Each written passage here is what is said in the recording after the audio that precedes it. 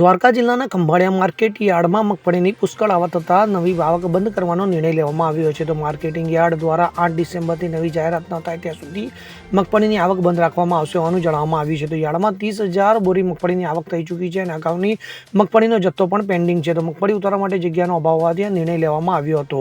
આસપાસના ગ્રામ્ય વિસ્તારોમાંથી મોટી સંખ્યામાં ખેડૂતો મગફળી લઈને યાર્ડ પહોંચી રહ્યા છે. જો કે યાર્ડમાં જગ્યા ન હોવાના કારણે યાર્ડની બહાર વાહનોની લાંબી કતારો જોવા મળી આવી હતી. આ સ્થિતિને કારણે ખેડૂતોને પણ મુશ્કેલીનો સામનો કરવો પડી રહ્યો છે. Bureau report CN24 news. હવે જુઓ દેશ દુનિયાની તમામ ખબરો તમારી આંગળીના ટેરવે. ઉઠાવો મોબાઈલ અને Google Play Store પરથી ડાઉનલોડ કરો અમારી CN24 ન્યૂઝ મોબાઈલ એપ.